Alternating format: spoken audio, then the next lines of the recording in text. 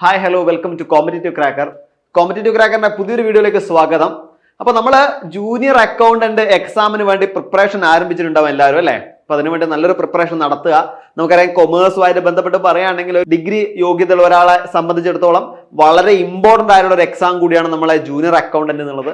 Commerce മാത്രമായിട്ട് നമുക്ക് എന്ത് ചെയ്യാം, നല്ല രീതിയിൽ ഫോക്കസ് ചെയ്ത് പഠിച്ചാൽ, അതായത് നമ്മൾ പഠിച്ച ഏരിയ മാത്രമേ അതിൽ പറയുന്നുള്ളൂ, നല്ല രീതിയിൽ ഫോക്കസ് ചെയ്ത് പഠിച്ചാൽ ഈസി ആയിട്ട് ക്രാക്ക് ചെയ്യാൻ പറ്റുന്ന ഒരു എക്സാം തന്നെയാണ് ജൂനിയർ അക്കൗണ്ടന്റ്. അതിനുവേണ്ടി നിങ്ങൾ എന്ത് ചെയ്യുക, നന്നായിട്ട് പഠിക്കാം. അപ്പൊ നമുക്ക് ജൂനിയർ അക്കൗണ്ടന്റുമായിട്ട് ബന്ധപ്പെട്ട കുറച്ച് MCQs നമുക്ക് നോക്കാം. ഓക്കെ, നമ്മൾ കഴിഞ്ഞ ദിവസം കുറച്ച് MCQs നോക്കിയിട്ടുണ്ടായിരുന്നു. ഇപ്പോഴും നമുക്ക് എന്ത് ചെയ്യാം, അതുമായി ബന്ധപ്പെട്ടുള്ള കുറച്ച് MCQs നമുക്ക് നോക്കാം. ഓക്കെ, ഒന്നാമത്തെ ചോദ്യം, dash is the father of modern theory of management. അപ്പൊ നമ്മൾ നോക്കാൻ പോകുന്നത് നമ്മളെ മാനേജ്മെന്റ് എന്നുള്ളൊരു ഏരിയ എന്നാണ്. മാനേജ്മെന്റ്, ആ മാനേജ്മെന്റ് ഏരിയയുമായി ബന്ധപ്പെട്ടുകൊണ്ട് നമുക്ക് എന്തൊക്കെയാണ് കൂടുതലായിട്ട് പഠിക്കാനുള്ളത്? ഒന്നാമത് പഠിക്കാനുള്ളത് നമുക്ക് എന്താണ് മാനേജ്മെന്റ് എന്ന് പഠിക്കാനുണ്ട് അല്ലെ? മാനേജ്മെന്റ്, അപ്പൊ അതിനെന്ത് വരും? ഡെഫിനിഷൻ വരും, അതിന്റെ ഒബ്ജക്റ്റീവ്സ് വരും അല്ലെ, അതിൻ്റെ അകത്തുള്ള പ്രധാനപ്പെട്ട ടേംസ് വരും, പിന്നീട് അതിൻ്റെ അകത്തുള്ള അഡ്വാൻറ്റേജസ്, അങ്ങനെയുള്ള കുറച്ച് കാര്യങ്ങൾ വരും.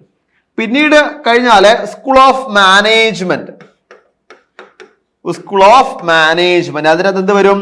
അതിനകത്ത് തിയറീസ് ആണ് വരിക. ഒരുപാട് മാനേജ്മെന്റ് തിയറീസ്, ആരൊക്കെയാണ് തിയറീസ് കൊണ്ടുവന്നത് തുടങ്ങിയ കാര്യങ്ങളൊക്കെ അതിനകത്ത് വരുന്നുണ്ട്. പിന്നെ നമുക്ക് വരാനുള്ള ലീഡർഷിപ്പ് ആണ്, ലീഡർഷിപ്പ്, അതേപോലെ motivational theories, last TQM, quality control പോലത്തെ കാര്യങ്ങൾ. ഇത്രയും കാര്യങ്ങൾ നമുക്ക് മാനേജ്മെന്റ് എന്ന ഈ രീതിയിൽ നന്നായിട്ട് നോക്കാറുണ്ട്. അപ്പോ നമുക്കിവിടെ മാനേജ്മെന്റിന്റെ ഏരിയ പറയുന്ന സമയത്ത് വളരെ എളുപ്പത്തിൽ പഠിക്കാനും പറ്റും. കാരണം അവിടെ കൂടുതലും തിയറി പാർട്ടും അതേപോലെ ക്വസ്റ്റ്യൻസ് വരാൻ സാധ്യത. അതായത് നമുക്കറിയാം, നമ്മളിപ്പം തിയറീസിനെ പറ്റി പഠിക്കുമ്പോൾ ഒരു പ്രാക്ടിക്കൽ ആയിട്ട് നമുക്ക് എങ്ങനെയാണ് തിയറിനെ അപ്രോച്ച് ചെയ്യുന്നത്. ഇപ്പൊ നമുക്ക് ഒരു ഉദാഹരണമാണ് ഹോത്തോൺ അപ്രോച്ചിനെ പറ്റി നമ്മൾ പഠിക്കുകയാണെന്ന് വെച്ചോ. അപ്പൊ ആ ഹോത്തോൺ അപ്രോച്ചിനെ പറ്റി പഠിക്കുമ്പോൾ അവിടെ പ്രധാനമായിട്ടും വരുന്ന അതിന്റെ എക്സ്പെരിമെന്റ് വരാറുണ്ട് അല്ലെ? അപ്പൊ അതേപോലെ തന്നെ ചിലപ്പം നമുക്ക് മാനേജ്മെന്റിന്റെ മറ്റൊരു ഏരിയ എന്ന് പറയുമ്പോൾ OB-യിലാവുമ്പോൾ എന്താ, അതേപോലെയുള്ള കുറച്ച് എക്സ്പെരിമെന്റ്സ് നടത്തുന്നുണ്ടാവും, പരീക്ഷണങ്ങൾ. ആ പരീക്ഷണങ്ങളൊക്കെ അടിസ്ഥാനപ്പെടുത്തിയിട്ട് നമുക്ക് എന്ത് ചെയ്യാം, ചില ചോദ്യങ്ങൾ വന്നേക്കാം. അതുകൊണ്ട് തന്നെ കുറച്ച് എക്സ്പെരിമെന്റൽ ആയിട്ട് എന്താണ് ഇവിടെ കറക്റ്റ് ആയിട്ട് ഓരോ ഏരിയ എന്നും പറയുന്നത്, തിയറി പാർട്ട് അല്ലാതെ ഇത്തരത്തിലുള്ള എക്സ്പെരിമെന്റ് ഉണ്ടെങ്കിൽ ആ എക്സ്പെരിമെന്റിൽ എന്തൊക്കെയാണ് ഉൾപ്പെടുത്തിയിരിക്കുന്നത്, അതിന്റെ റിസൾട്ട് എന്തായിരുന്നു തുടങ്ങിയ കാര്യങ്ങളും കൂടെ നിങ്ങൾ എന്ത് ചെയ്യാൻ നന്നായിട്ട് മനസ്സിലാക്കാം. ഓക്കെ, അപ്പൊ ഇവിടെ ചോദിച്ചിരിക്കുന്നത് dash is the father of modern theory of management. അവിടെ മോഡേൺ തിയറി ഓഫ് മാനേജ്മെന്റിന്റെ ഫാദർ ആരാണെന്നാണ് ചോദിക്കുന്നത്. നമ്മൾ ശരിക്കും പറഞ്ഞാൽ കൊമേഴ്സ് പഠിക്കുന്ന ഒരു കുട്ടിയെ സംബന്ധിച്ചിടത്തോളം വളരെ ഈസി ആയിട്ട് പറയാൻ പറ്റുന്നതാണ്. ആരാണ് ഇവിടെ? യെസ്, ഹെൻറി ഫയോൾ ആണ് അല്ലെ? ആരാണ്? ഹെൻറി ഫയോൾ ആണ് എന്താ ഇവിടെ ഫാദർ ഓഫ് മോഡേൺ മാനേജ്മെന്റ് എന്ന് പറയാം. ഈസി ഉള്ള ചോദ്യമാണ് അല്ലെ? ഓക്കെ, ശരി, അടുത്തൊരു ചോദ്യം നോക്കാം. Dash developed the theory of motivation based on the hierarchy of needs.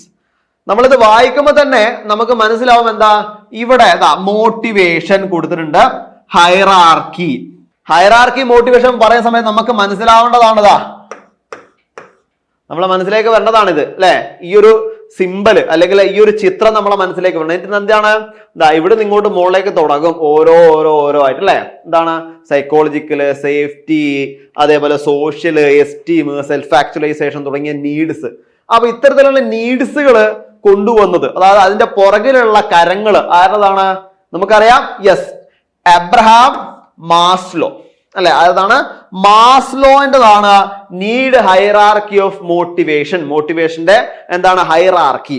ഇതേപോലെ നമുക്ക് പഠിക്കാൻ പറ്റുന്ന, അതായത് നമ്മൾ മാനേജ്മെന്റ് തിയറീസ് പഠിക്കുമ്പോൾ പഠിക്കാൻ പറ്റുന്ന ഒന്നാണ് അവിടെ സ്കാലാർ ചെയിന്. ഇതേപോലെ ഒരു സിമ്പൽ വെച്ച് നമുക്ക് പഠിക്കാൻ പറ്റുന്നതാണ്. അപ്പൊ അതുപോലെ നമുക്ക് സിമ്പൽ വെച്ചിട്ടോ നമ്മളെ ചിത്ര രൂപത്തിലൊക്കെ നമുക്ക് പഠിക്കാൻ പറ്റുന്ന ഏരിയാസ് ഉണ്ടെങ്കിൽ നിങ്ങൾ എന്ത് ചെയ്യുക, അത് അതേപോലെ പഠിക്കുക. കാരണം ആ ചിത്രം വെച്ച് തന്നെ നമുക്ക് മാക്സിമം എന്ത് ചെയ്യാൻ വേണ്ടി പറ്റണം, അതിനെപ്പറ്റി എക്സ്പ്ലെയിൻ ചെയ്യണം, അല്ലെങ്കിൽ എല്ലാ ഏരിയയും മനസ്സിലാക്കാൻ വേണ്ടി പറ്റണം. ഓക്കെ, ശരി, അടുത്തൊരു ചോദ്യം. Which among the following is not a technique of TQM. ഇവിടെ TQM-നെ പറ്റി ചോദിച്ചിട്ടുണ്ട്. അപ്പൊ തന്നെ നമ്മൾ മനസ്സിലാക്കണം എന്താണ്, ടോട്ടൽ ക്വാളിറ്റി മാനേജ്മെന്റ് ആണെന്ന് മനസ്സിലാക്കണം അല്ലെ? Total quality management. അപ്പൊ ടോട്ടൽ ക്വാളിറ്റി മാനേജ്മെന്റിന്റെ ടെക്നിക്ക് അല്ലാത്തതാണ് ചോദിച്ചിരിക്കുന്നത്.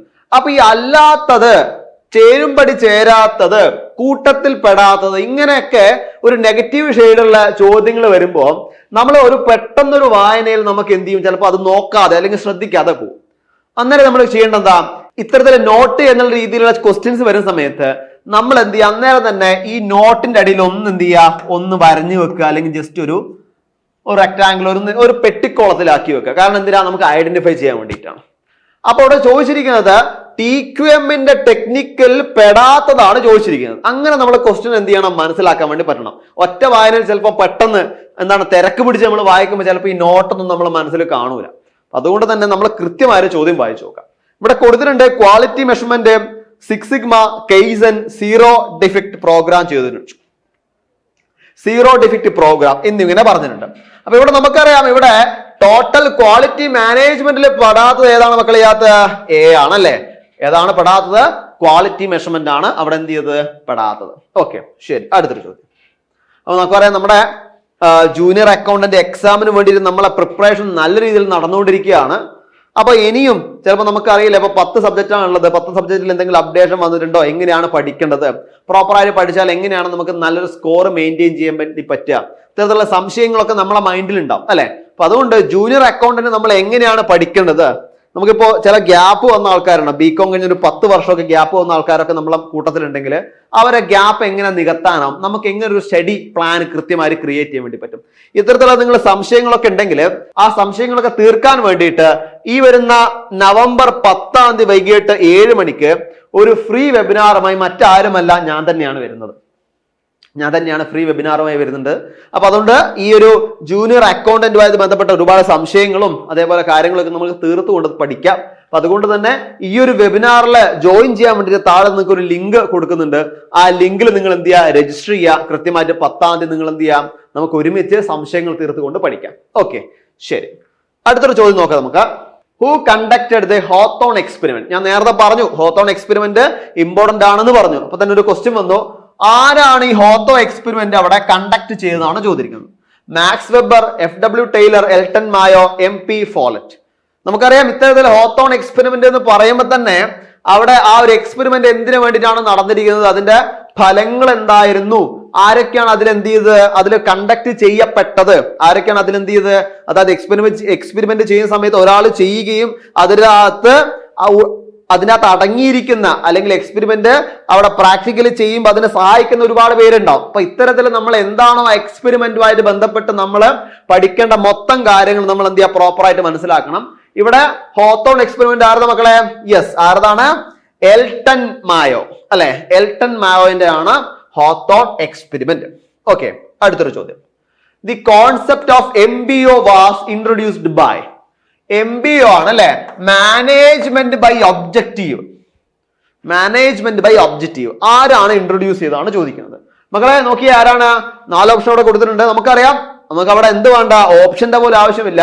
ഇത്തരത്തില് നമ്മുടെ മാനേജ്മെന്റിന്റെ കുറച്ച് ടേംസ് ഉണ്ട്. സയന്റിഫിക് മാനേജ്മെന്റ്, അതേപോലെ modern management, traditional management, management by objective. ഇത്തരത്തില് ടോട്ടൽ ക്വാളിറ്റി മാനേജ്മെന്റ് വരുന്ന സമയത്ത് TQM, അതേപോലെ 6 സിഗ്മ, കെയ്സൻ, ഇങ്ങനെയുള്ള ഒരുപാട് ടെക്നിക്സുകൾ നമ്മൾ എന്ത് ചെയ്യാൻ മനസ്സിലാക്കി വെക്കുക. ഇവരുടെ ഫുൾ ഫോമുകൾ, ഇത് ആര് കൊണ്ടുവന്നു, എന്തിനു കൊണ്ടുവന്നു, ഇതിന്റെ പുറകിൽ എന്തെങ്കിലും എക്സ്പെരിമെന്റ് നടന്നിട്ടുണ്ടോ, ഇതൊക്കെയാണ് ഈ ഒരു ഏരിയ എന്ന് പ്രോപ്പർ ആയിട്ട് നമ്മൾ നോക്കേണ്ട കാര്യങ്ങൾ. ഓക്കെ, പിന്നീട് നമുക്കറിയാം, നമ്മൾ മാനേജ്മെന്റിന്റെ പ്രധാനപ്പെട്ടതാണ് പ്ലാനിങ്, ഓർഗനൈസിങ്, സ്റ്റാഫിംഗ് എന്നുള്ള കാര്യം. അത് നമുക്ക് ചെറുപ്പം മുതലേ പഠിക്കുന്നതാണ്. അതിൽ കൂടുതലായിട്ട് നമുക്ക് പഠിക്കേണ്ട ആവശ്യമില്ല. എന്നാലും ഇതിന്റെ അകത്തടങ്ങിയിരിക്കുന്ന, അതായത് പ്ലാനിങ്ങിന്റെ അകത്തെ കാര്യങ്ങള്, അതേപോലെ നമ്മൾ ഓർഗനൈസേഷന് ഉള്ളിൽ നടക്കുന്ന റിക്രൂട്ട്മെന്റ് പ്രോസസ്സിന് ഉണ്ടാവുന്ന കാര്യങ്ങള്, ജോബ് റൊട്ടേഷൻ എന്താണ്, ഇങ്ങനെയുള്ള ചില ടേംസ് എന്നായിരിക്കും നമ്മളോട് ചോദിക്കുക. അപ്പോ ഈ planning, organising, staffing, directing, controlling നമുക്കറിയാം, കമ്മ്യൂണിക്കേഷൻ അടക്കം. അപ്പൊ അത് നമുക്ക് അറിഞ്ഞിട്ട് കാര്യമില്ല. അതിനുള്ളിലുള്ള ഇത്തരത്തിലുള്ള ടേംസ് ഉണ്ട്. അപ്പോ ഈ ടേംസ് ആണ് നമ്മൾ എന്ത് ചെയ്യേണ്ടത്, പ്രോപ്പർ ആയിട്ട് പഠിക്കേണ്ടത്. സെലക്ഷന്റെ ഫങ്ഷൻസ് എന്തൊക്കെയാണ്, സെലക്ഷനിൽ പെടാത്ത ഫംഗ്ഷൻസ്, സെലക്ഷന്റെ ആദ്യത്തെ ഫംഗ്ഷൻ എന്ത്, അവസാനത്തെ ഏത്, ഇങ്ങനെയുള്ള കുറച്ച് റിക്രൂട്ട്മെന്റ് എങ്ങനെ നടക്കുന്നു, ഇങ്ങനെയുള്ള ചില ഏരിയ എന്ത് ചെയ്യാറുണ്ട്, സാധാരണ ചോദ്യങ്ങൾ കൊമേഴ്സുമായിട്ട് ബന്ധപ്പെട്ട് വരാറുണ്ട്. ആ ഒരു ഏരിയ നിങ്ങൾ എന്ത് ചെയ്യുക, ഇത്തരത്തിൽ നന്നായിട്ട് നോക്കുക. അപ്പൊ ഇവിടെ ആരാ മക്കളെ? യെസ്, ഏതാണ്? പീറ്റർ എഫ് ഡ്രക്കർ ആണ് അല്ലെ. ആരാണ്? പീറ്റർ എഫ് ഡ്രക്കർ ആണ്. ഓക്കെ, ശരി. അപ്പൊ അതൊക്കെയാണ് മക്കളെ നമുക്ക് ഇന്ന് MCQ ഡിസ്കസ് ചെയ്യാനുള്ളത്. അപ്പൊ നമ്മളെ ജൂനിയർ അക്കൗണ്ടന്റിന്റെ എക്സാമുമായിട്ട് ബന്ധപ്പെട്ട് നമ്മൾ CCയിൽ പുതിയ ബാച്ചുകൾ സ്റ്റാർട്ട് ചെയ്തിട്ടുണ്ട്. അപ്പൊ നിങ്ങൾക്ക് ഇപ്പൊ തന്നെ അഡ്മിഷൻ എടുക്കാം. അഡ്മിഷൻ എടുത്തുകൊണ്ട് നമുക്ക് എന്ത് ചെയ്യാം, ഓരോ ഏരിയയും പഠിച്ച് MCQ ഡിസ്കഷനോടെ എക്സാമുകൾ എഴുതിക്കൊണ്ട് ഡൗട്ടുകളൊക്കെ തീർത്തുകൊണ്ട് നമുക്ക് എന്ത് ചെയ്യാം, മുന്നോട്ട് പോവാം. അപ്പോൾ നമ്മളെ പുതിയ ബാച്ചില്, അതായത് നമ്മളെ HST കൊമേഴ്സ് ആയിക്കോട്ടെ, സെറ്റ് കൊമേഴ്സ് ആയിക്കോട്ടെ, നെറ്റ് കൊമേഴ്സ് ആയിക്കോട്ടെ, അതേപോലെ ഇത്തരത്തിൽ കൊമേഴ്സ് വിഷയങ്ങളുമായി ബന്ധപ്പെട്ട് ഒരുപാട് പ്രഗത്ഭരായ അധ്യാപകരാണ് നമ്മളെ കൂടെ ഉള്ളത്. അതുകൊണ്ട് തന്നെ നിങ്ങൾ ഇപ്പൊ തന്നെ ജോയിൻ ചെയ്യാം. ജോയിൻ ചെയ്തുകൊണ്ട് നിങ്ങൾക്ക് എന്ത് ചെയ്യാം, നമുക്ക് ഒരുമിച്ച് പഠിക്കാം. ഒരുമിച്ച് പഠിച്ചുകൊണ്ട് നല്ലൊരു ജോലി എന്ത് ചെയ്യാം, അടുത്ത പുതുവത്സരത്തിൽ കരസ്ഥമാകാം. അപ്പൊ ഈ ബാച്ചുമായി ബന്ധപ്പെട്ട കാര്യങ്ങൾ അറിയാനും ബാച്ചിൽ ജോയിൻ ചെയ്യാനും ഇവിടെ നമ്പർ കൊടുത്തിട്ടുണ്ട്.